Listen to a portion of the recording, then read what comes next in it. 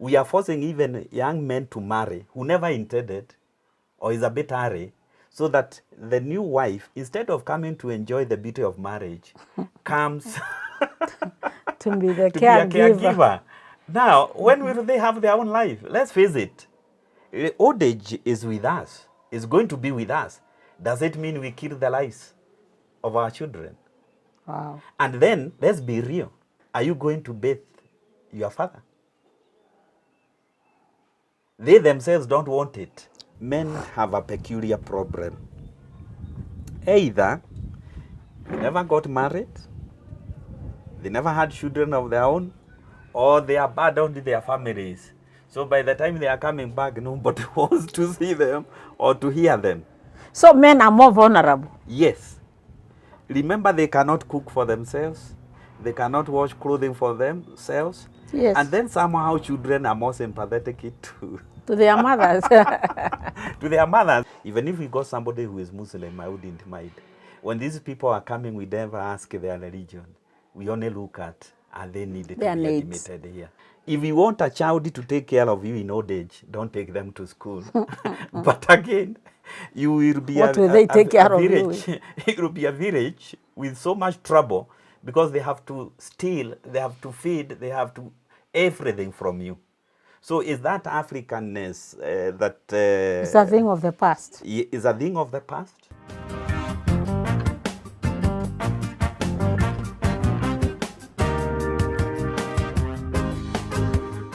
Hello viewers and welcome to Mworia Network. Today we are visiting the county of Nyeri.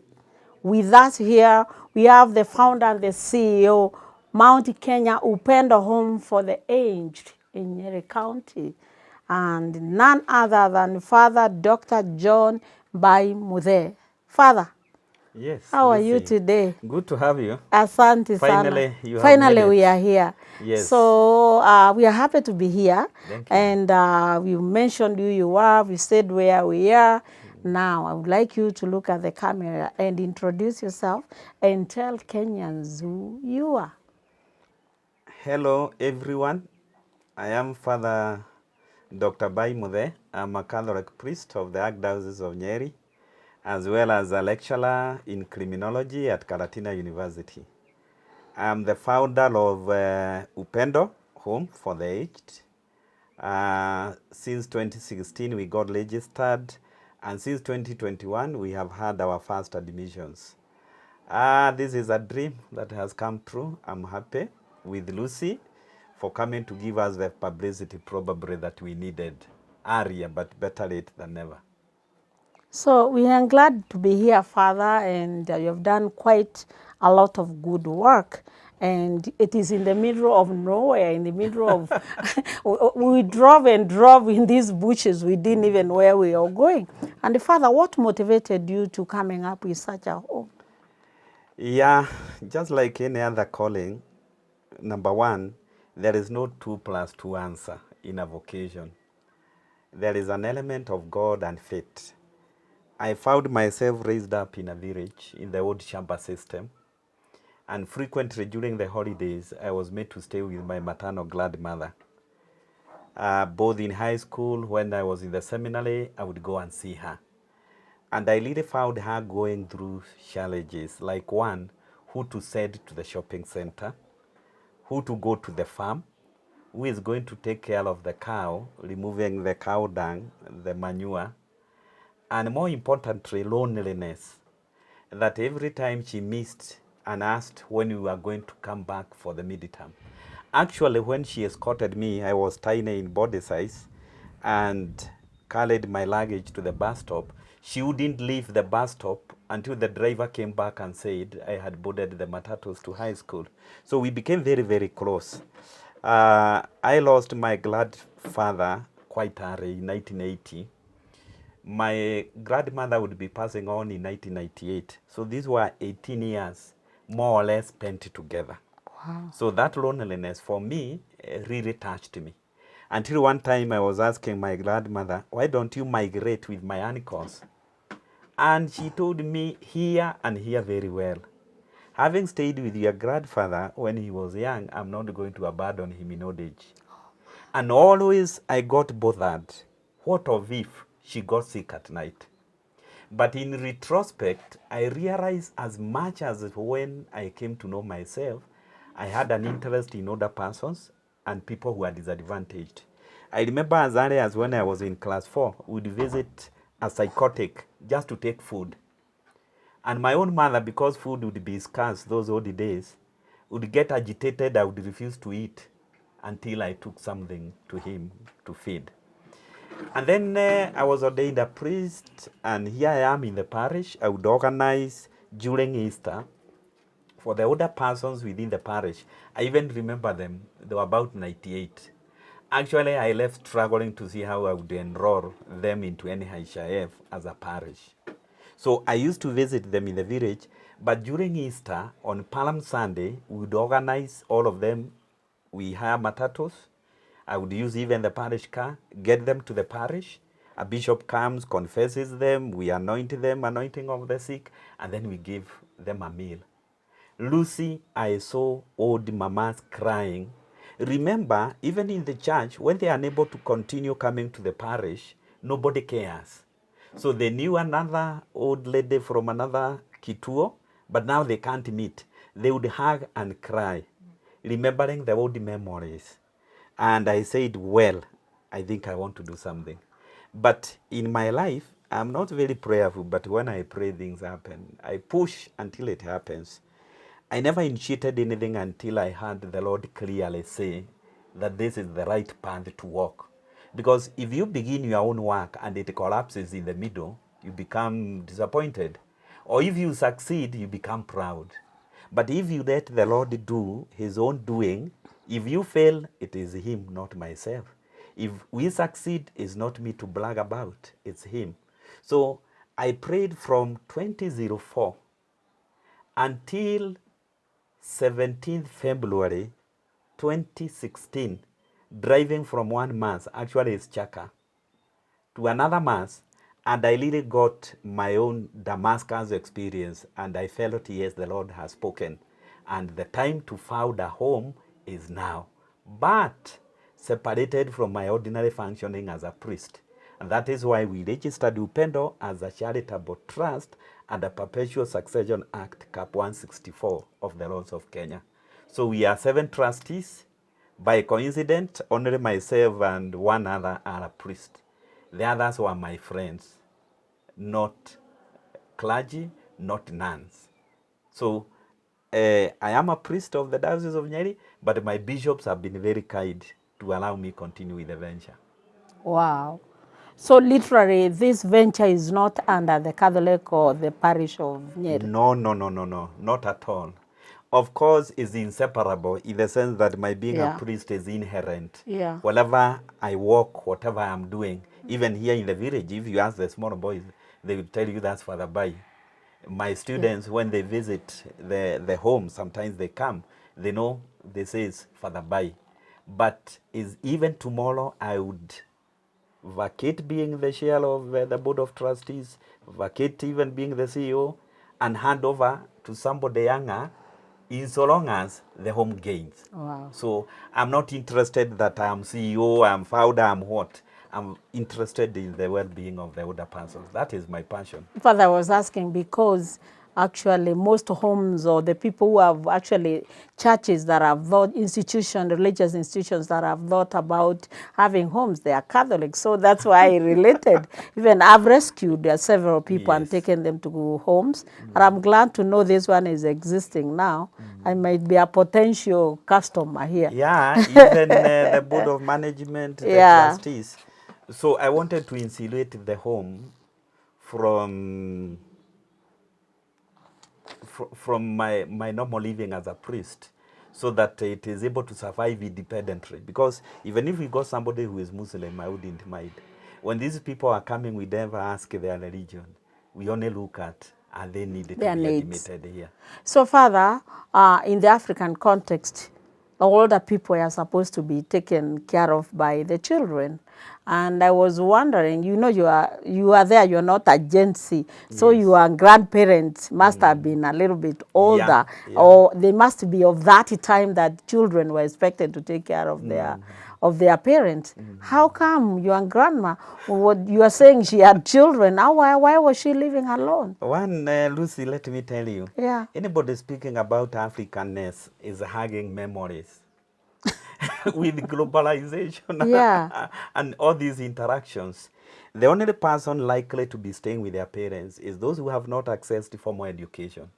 I don't think there is a parent who dreams that they are taking their children to school so that eventually they come and sit with them there in the same compound and take care of them. Those claiming that they are there to take care of their parents is because of the advantage they are gaining from them. Either from pension, they want to look at the land, so they are competing. But they are there because they are poor. If they had something which is related again to access to education, they would have bought their plots, they would be in towns, they would be elsewhere. So in my life and experience therefore of many years, even from my own grandmother, I realized once you educate a child, huyo mmetokana na yeye. If you want a child to take care of you in old age, don't take them to school. But again, you will be What will they take care of you village. It will be a village with so much trouble because they have to steal, they have to feed, they have to everything from you. So is that Africanness that It's a thing of the past. is a thing of the past? Like in my home, we are 7 children. 2 are deceased. But the only one who is available to come home occasionally and be with my mother is myself. One is abroad, the others are in Nairobi. They are away. Because when you look at this place, where would they get a job? Oh, So they can only maintain touch by a call. And having stayed even with my father in old age, you know the dad will say, I'm okay. So I'm calling my brothers to tell them we need to meet our dad. He's not feeling well. But when they call him, he will say, I'm okay. But then, Father, is there no tendency of also carrying your parents? I once had a show with Professor Manyora, and they insisted on wherever you go, you should carry your parents with you. At that time of your parents' time, still going back to your uncle, how they moved to a place where they left their mother. How come they did not move with her? One, if we go back to Charles Darwin said an organism that is unable to sustain itself and its life has to depend on another is a parasite. I don't think it's fair that people moving to Nairobi and the small houses they have kill their lives so that they have to accommodate their mothers or their dads. And then what do? We are forcing even young men to marry who never intended or is a bit early, so that the new wife, instead of coming to enjoy the beauty of marriage, comes to be the to be a caregiver. Now, when will they have their own life? Let's face it. Old age is with us. It's going to be with us. Does it mean we kill the lives of our children? Wow. And then, let's be real. Are you going to bathe your father? They themselves don't want it. Even culturally, like men actually will never move to live with their daughters where they are married. That's a culture. So African men wouldn't go to their daughter's house to live there. So I think that's another thing. And also look at the social amenities. Yeah. They're used to a pit latrine. You want them to go to a toilet inside your house. You forget the psychology that they think they are being seen as they flush the toilet. So they are going to refuse eating because of the embarrassment, or they will wait for people to sleep so that they can go to the toilet. And then what will they be doing during the day? Wow. Where will they walk? Okay. So as much as you want to carry them and live with them where you are, and you are busy, you are going to work, your children are busy going to school. Even they are not going to enjoy the company of those children because they are not also in the house. Unless you give them the TV, the box. Yeah. Wow. There are 2 worlds. Yeah. And then let's accept that people are really struggling in Nairobi. And other places. And I don't know whether you have ever traveled to Nyeri like you have done during weekends. Apparently, we want to give an impression that people in cities are living a good life. I say no. Because those cars will be speeding as they come to the village, but when they are going back, they will be slow. Why? They have packed food. Buying on the street. Buying on the streets. Now, that is the person you want to take an extra mouth with to their small house. With the food you are buying. So, Father, you came up with the home, and what criteria do you use to admit these residents, or do they pay, or is it for free? How do they come here? Number one, Lucy, is that people get surprised we don't charge. Actually, the moment you come and ask that we admit somebody and that you are willing to pay, already you disqualify yourself, because we realize then you can take them to some other place. Or you can take care of them at home. Yes. Yeah. Because my main intention is those flatly living alone, those who have no one to take care of them. So I don't look like, sometimes we think that it's only those with poor family backgrounds who can come to such homes. No, there are people who educated me and you, but who are living outside the country. Or their job, the nature of their job. Let me tell you one story before I complete that. One time when I was CEO of Consolata Hospital, we had to admit one Shosho, not because she was sick, but when the only son was at the airport flying out, the house help, the caregiver resigned. Oh, Lord. And so he told me, I have left you with Shosho. He knew we were close. And what do? I had said the ambulance to go pick her for 2 weeks and stay with her in the hospital. Wow. So I look at, is there a real need? Is there really a real need?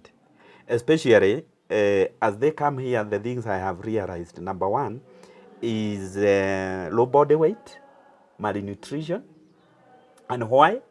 Not because some relatives are not sending them food, but when food is sent, and this person knows they are not able to take themselves to the toilet, they will get excuses not to eat. Oh, Lord. Because they will wet themselves, they will soil themselves. So they would rather not eat. Si atasema nimeshimba. And if there are children in the compound, those children were sent to take food to the Uka or to the Shosho. They are the ones who are going to consume that food. That is one. By the time they come, if they are unable to go to the toilet, none of them remembers when they last took some bath. Wow. When they last showered. One of the exciting things, I never thought that taking a warm shower is so significant until these people confessed. For them, the thing they appreciate most is taking a shower. Is taking a shower. And remember, some of them are women. Yeah, they were telling me. By the time they come, some of them are stinking. I remember one of them came, and it's the other older persons who held their noses because he was smelly. Now, if they have not eaten food, these guys are not stupid. The doctor told them, take this medication after eating.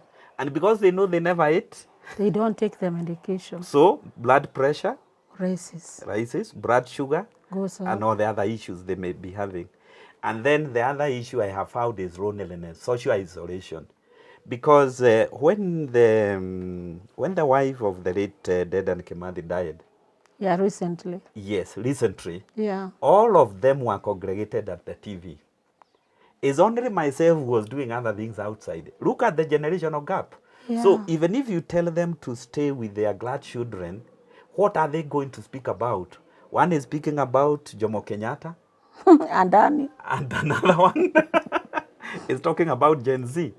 Yeah. So what are they going to communicate? Actually, nothing. So the main criterion, therefore, is their need. And this need will be identified, one, by the area chief. So there is a form. They will be identified by the church ministers. And then we shall also engage the relatives. Especially we want them to agree. Because what I'm finding, Lucy, is the relative who stays with these old persons and struggles with them, they are the ones who see the need of them coming to such a home. Those who are in cities and who are only frequently calling, they will be saying, my mzazi wangu hawezi pelekwa nyumba ya wazee. But they come twice at most. Once a year. They do not know the burden. Those who have them at home. Those who have because they cannot participate in other community activities. Yeah. So I really look at the need. And then we look at, are we able to handle? Because we are a care home, we are not a nursing home. So there is a very thorough medical examination form. Then we sit with the staff and we ask ourselves, are we able to carry this? And then lastly, the criterion is sustainability. Is, do we have, I mean, because mainly I go back into my pocket. Yeah. Do I have something to handle the case, whether it's food or whatever it is that they need? Then, once we are convinced, then they come. Wow. So literally, how do you run this place now as far as finances, Yes. all the needs? How do you meet those needs? We do an annual fundraiser on the Saturday nearest Valentine. Valentine is specific. We want to remind those who are young, enjoying love here and there and excited, that one day, wataangalia kwa few sasa. So whatever they are doing, let them do it now. In the process, they come, and when they look at these people and realize that is where they are headed, they give us something. So we do an annual fundraiser. But next year we on Valentine's Day? Saturday nearest Valentine. Wow. The only difference is next year I'm celebrating my silver jubilee as a priest. So I'm bringing it forward because it's the same group to 18th of January. Yeah. But generally people know the Sunday nearest Valentine, we go to Upendo. Number one, they are the same people. Kenyans are very generous. Yes. Only that Kenyans have been cheated, both by governments and sometimes even in the church. There isn't much accountability. But if you show accountability, Lucy, I want to tell you Kenyans are generous. That is one. Number two, as a lecturer, as I mentioned, I'm paid. So people may ask, where do you take your salary? Oh. I bring my salary here. Actually, sometimes it's like I don't earn. Wow. Because, I mean, it's easier for me to go without something than to let another person not go hungry or go to hospital. And then there are well-wishers. There are people who visit us, especially with foodstuffs, ugagano, Like cooking oil, those things, yeah, generally. Yeah. Until now, the only foreign support we have had is about those water tanks, that water tower. I visited Germany, and there is an organization that gave us something. Wow. And then I visited the diocese of Pordenone, Concordia in Italy. And then they also gave me something small. In total, about 1.5. Everything else here mainly is local. Like this one, we received a lot of support from Cooperative Bank. Both from the family. Oh, from, CSR. Yes. Wow. From the part of corporate social responsibility by Cooperative Bank. And then also the MD, comes from Nyeri. Yeah. So the wife, Madam Joyce, and then Dr. Muriuki, they also as a family gave us something. Wow. And then we were able, of course, with the Harambes to come this That's how you came up with the dining. Yes. Okay. Now, Father, I can see, and you earlier on told me that you are on a piece of land which is like 12 acres and a half? Yeah, we are seated on 12.5 acres. How did you acquire that? This is a Or miracle. someone donated? Donation. Yeah. Hey, I wish. The good people of Nyeri. I wish. The people of Nyeri are also Kikuyus. And a Kikuyu and land. Yeah. So, Maguta. Yes, because this 12.5 acres. Yes. And the area is rocky, which is very amenable to construction. Yeah. Because it reduces the cost of foundation. Yes, I can the see, foundation strip. So on 28 March 2016, we were there at some bush. We were negotiating with the sellers about this land. Actually, that bush is I'm so passionate about it. Yeah. It's my moment of God speaking to me, like Moses. It's the burning bush. We had zero money. I had no idea where to get money. And here we were, negotiating. And our competitor had half the money. But it was just after Easter, and I blessed the lad and told them, if you don't sell this land to me and you sell it to someone else, you will be doing an injustice to yourself like Judas. You will be taking it away from me. And I blessed the land.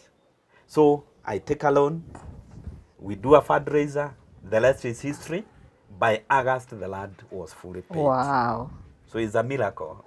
And now here you're seated on a 12-acre land. 0.5 acre land. Yes. You must be having bigger things in your list of to do. Yeah, yeah. So, Father, how is the management? Do you live here, or who takes care of the older people here now? Yeah, we have... like you said, you're in Karatina. Yes. Yeah. One is I thank God for the gift of good health and the gift of my bishop, because balancing my job as a priest, as a university chaplain, my job as a farmer, my job as a lecturer, and my job as a director here. One, to this home, I must come at least once a week, just to say hi to them, because if they miss me, again, is an issue. You know, you bored. It's just like kids. They see you like bored. dad. Yes. And I think I also myself cannot stay without coming to see them when I'm stressed. When you come, how often is that?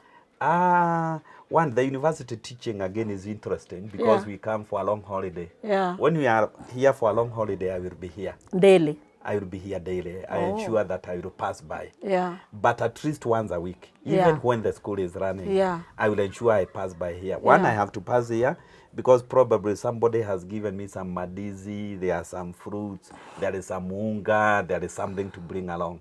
And then my home is just on the same corridor. So I arrive here before going home. So that makes it easier. But there is a manager.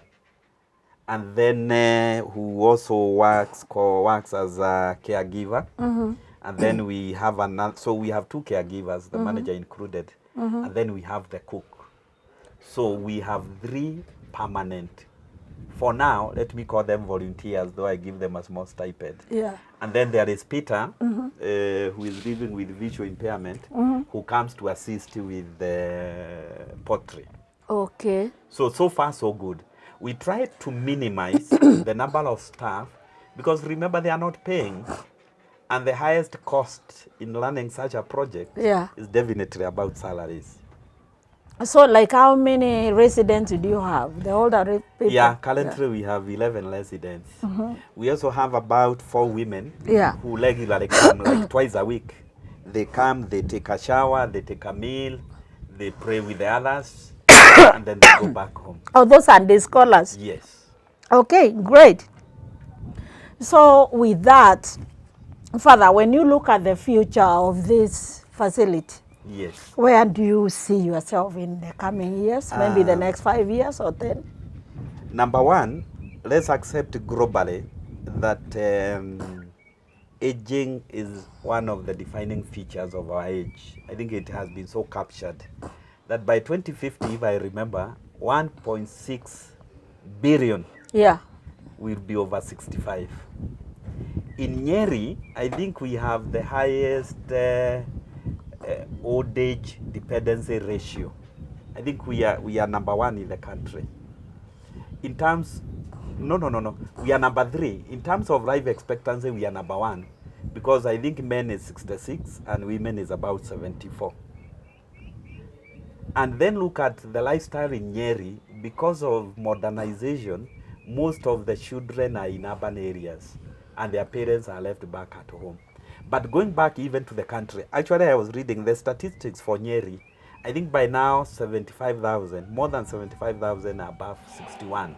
So we are saying in 10 years, in 20 years, they are in 80s and there is nobody to take care of them.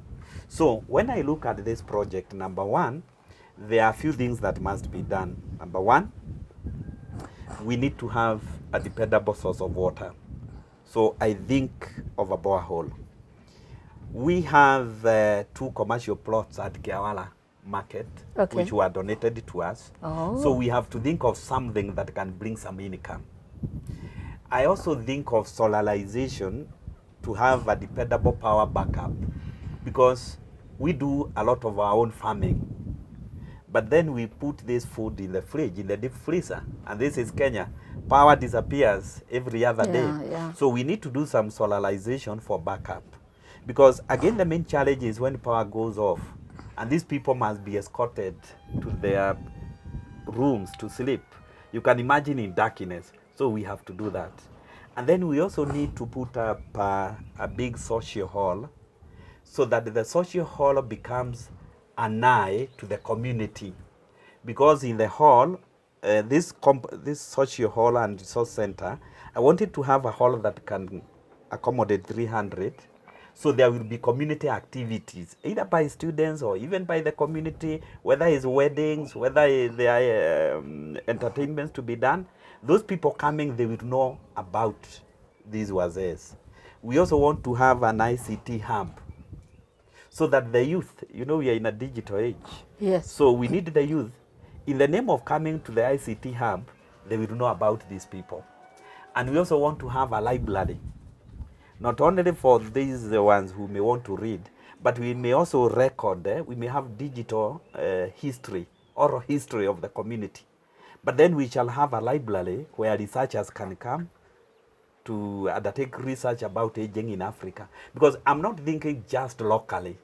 I'm thinking Big Lucy. Yeah. Even down here, there is a place where we have earmarked cottages, yeah, where people in Europe can come and put up. They come, they use it when it's winter in their place. Like Airbnbs, yeah? Yes. Or even somebody in Nairobi doesn't want to buy land. Yeah. We give them land. Yeah. For them, we take care of them. Yeah. When they are no more, they leave it now to us, to the home. Yeah. And then we can start charging. Yeah. So this hall, therefore, has an ICT hub. There will be a TV room. There will be a gym, physiotherapy. Not only for us, because we are targeting, after this residential component is settled, yes, we want to go to the community targeting about 100 older persons in the community. So that again, if we go and we find one who needs some attention, we can come with them briefly for some care, and then we can take them back to the community. And then those who are taking care of them in the community can come here for some training. Because what I have seen, number one, this is a calling, Lucy. Yes. If you are not called in this, don't Definitely, attempt. Yes. You will be frustrated. Yes. So I foresee then we shall have something in the community. And then there are those in the immediate neighborhood. They can come for a meal. They can come for healthy checks and go home. So we need that hall. It's quite expensive, but I hope somebody somewhere one day will come and do it for us.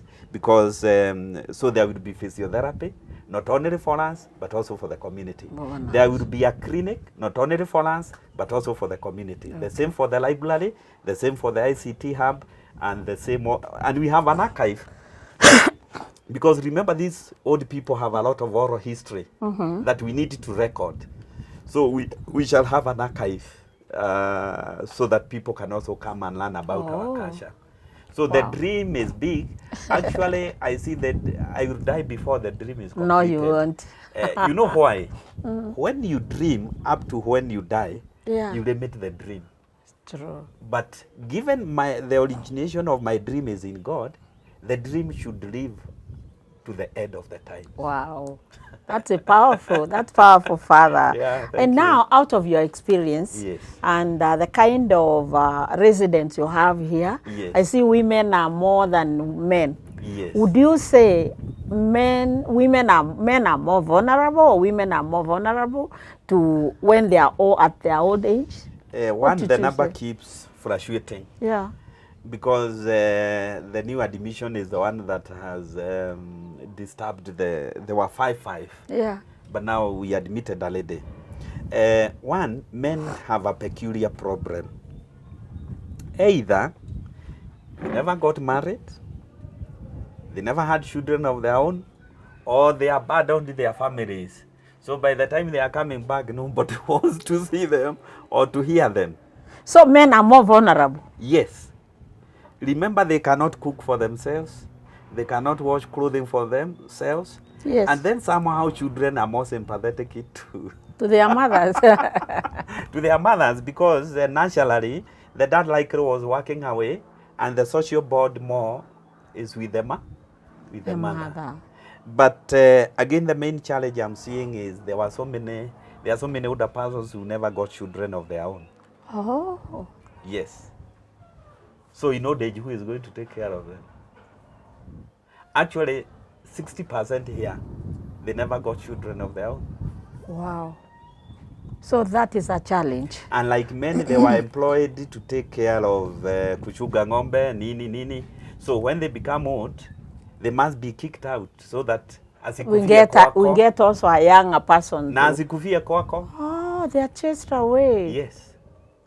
So, Father, if you look the way the situation is, according to our constitution, there is a role supposed to be played by the family. There is also a role supposed to be played by the government, the state, and also, I think also the religious institutions have a role. Do you think our religions, the religious institutions, the government and the family is doing enough according to you? Yeah, look there and talk to Kenyans and talk to people there. Wazee hawatoi sadaka. Father, be honest, let's talk to Kenyans. Ndio hata hawa wazee, even the young people, they know where to invest in now. Yes. I'm saying this because I have not seen any meaningful apostolate to other pastors by all the churches across board. All religions. All religions. Because remember, there is a cost implication to the apostolate. Hey. And they have nothing in the pocket. Yet, as we said again at the beginning, it's about passion. I have seen pastors and priests who are very passionate about old persons. They will go to their pocket, they will visit them. But in regard to our institutional infrastructure, I don't think we put much emphasis on older persons. It's on children. And these children mainly is in primary schools. I don't think we are doing much apostolate also in high schools as churches, I must admit. But with older persons, I would say the neglect starts with the so many activities the family has to do. So remember Kago saying, when it comes to your parent, behave as if you are the only one. My experience is the more children you have, the more likely you may not have anyone to attend to you. Because wanaangaliana. Kila mtu anasema ni huyo. Ni huyu, ni yule. And then you see, the funny thing, with our glad parents, these older persons, those who rarely come, when they come, ni hao tu wanakumbuka. Wewe umekea na yeye huko hakumbuki. And likely atasema unamchapa, unamnyima chakula. And those ones do not know anything about dementia. And so they will take the word from the older persons as if it's true. So it is causing even hatred within families. Yeah. Because you feel you have done so much for your mother or your dad. And somebody else is not doing anything. Yes. And those who are not doing anything, they are the ones who are shown more love than you who have been. It's true. That one, I've seen that. Yes, that is one. So there is a challenge in families. And then remember also, when these people are given something by one who has money, that is the person they stick with. The family. They don't care. The older persons are not interested that you hugged them, you took care of them. It's how much have you given to them. It is like with money, I don't know what happens with them. Especially here kwa Murima. Yes. They would better, if you come with unga, you come with this, you pay for their medication. That is not as important as the one who leave 500. Pesa tasilimu. That is the person they will appreciate. Wow. When we come to the churches, I think I have said. Now let's come to the government. I think it's Kebake who started this issue of Inua Jamii. Was it 2007? If I remember, the government started saying something. But remember the same amount, 2,000. Yeah, Imekalia. You know, it was, it is. And probably looking at the way the economy is doing, no, not that it will be, it shall not. It shall not. It might not even be there. Unless things work. Yeah. And then look at the policy. I think I have read quite a lot. And as it is now, is when we are trying to do the Older Persons Bill 2024. Remember there was the bill by the MP for Githunguri. Wa Mushomba Gathoni. Yeah. A very brilliant. I read it smart. Yeah. But it never saw the light of the day. Shut down. Now, there is the one I think I saw by the leader of majority in parliament, Honorable Chimani Shongwa, that watered everything. Actually, it is like the letter to the Philippians. Very short one. Yes. And then it doesn't capture. Remember, we have so many councils for this country for anything. So many things, so many councils. But I don't know who advises our government, because they appear not to know that sooner than later, there will be more, actually currently there are more older persons than people with disability.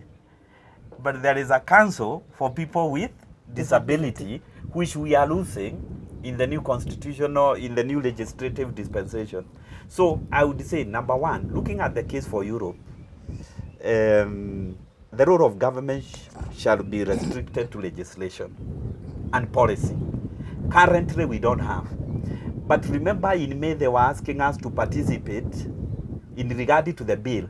Yet, the bill in regard to public participation in Kenya is not yet anchored in law.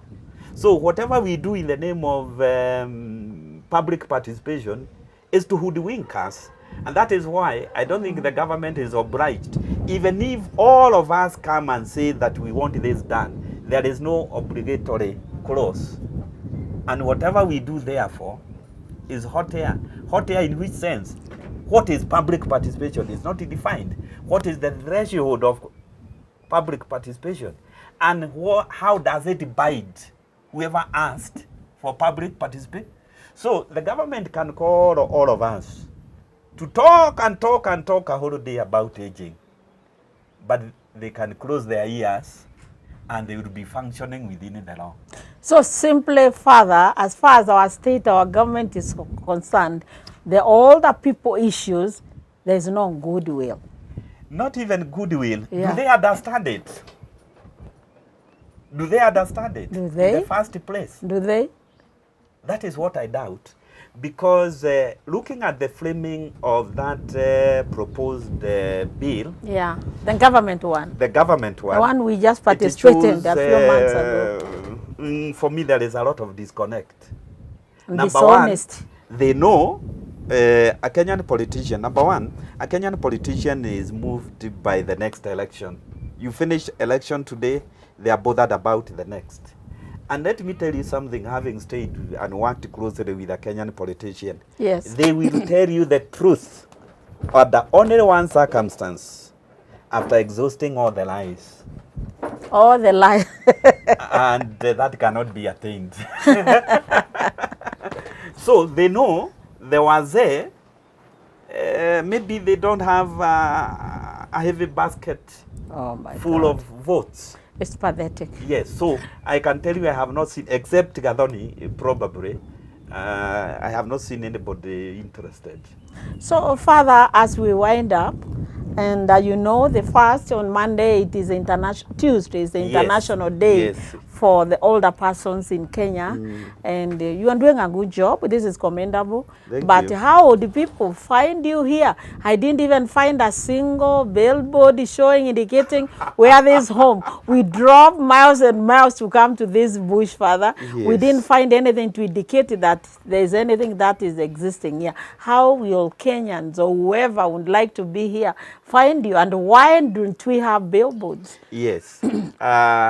One Tuesday, it's Tuesday, we celebrate the dignity of older persons. Yes. So we must invite everyone to treat, beginning with government, family, religious, all of us, the youth, the kids, to treat older persons with dignity. Because, you know, when they are accessing the matatus, they are harassed the same like anybody else. Yes. Haraka, haraka. Yes. Even the food we give them sometimes is not age appropriate, leave alone nutrition. Why you never saw a signboard? And you have seen also the status of that road to this home. Yes. And we have tried to speak to our member of county assembly severally. Yes. Because suppose somebody gets sick and it has rained. I know. It becomes inaccessible. And you have a collection of all these old people here. That is it. That is it. It's a challenge. But now, when I went to the county government and I asked, a small signboard, I was told it's about 8,000. 8,000. To say there is a home here to rescue old people? The smallest, just to indicate Mount Kenya Upendo Home or just Upendo Home for the aged, 1 kilometer off the Nyeri Nyahururu tarmac. And then I said, and I'm struggling, that is milk for 1 month. Yeah. So why should I? So, and you are not in business. One, I'm not in business. Yeah. I'm doing the government's work. Yeah. Actually, the government should even second us staff. Yeah. Because remember, I have no obligation. What I'm doing, going to my pocket, going to my resources, inviting my friends, is a job for the government. It's true. Because the citizens don't belong to me. They belong to state.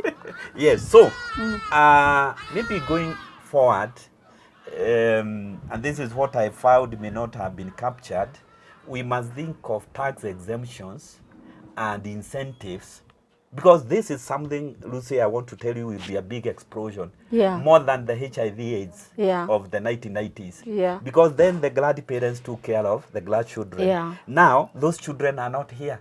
They are in cities. And the glad children now have no board with their chuchus and gukas because they have not lived with them. This is going to be a big, big issue.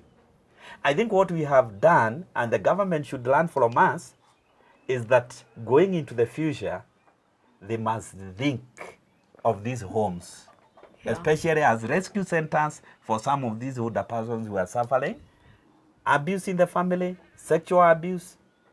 Where will they go? So I can only say the government must learn from us and listen from us, because we are the people on the ground. We are doing something for these older persons. I invite the government to come and partner with us. Look at the much money that is going to projects that cannot be verified. Suppose the government came and just put up that hall. In the future here, we shall need to put another... Or did that road for you Or here. that road, yeah? Or allowed you to have that simple billboard to help those who may be That looking is for it. something like this. That is it. Yeah. Or cover all the bills, all the hospital bills. Because now with the old NHIF, I don't know about this one, you know, there are some things that could not be supplied and I have to go again to the pocket. Wow. Even when they are giving relief food, they never give us. We have done them letters, but nobody ever gave us even the relief food. And these are Kenyans here. Yes. And the Constitution Article 57 says it is the responsibility of the state Yes. to give reasonable care, whatever reasonable care is. I don't know. Social security is Social assured. security, yes. Mm. So viewers, we are about to close. That was Father Dr. Mbai of Mount Kenya Upendo Home in the Ainge in Nyeri County. So what I'm going to say, please don't forget to click that subscribe button. Please do it. Watch this channel, and many more things are coming. We are here to educate, to give information, and to inspire you. As we close, the first on Tuesday is the International Day for Older Persons in Kenya. It's talking about the older people living with dignity and care. And with that, Father, we look at this camera and we tell Kenyan as we hold our hands, sisi wote tuungane tutunze wakongwe. Can we repeat? Sisi wote tuungane tutunze wakongwe. Bye bye. Bye. Thank you.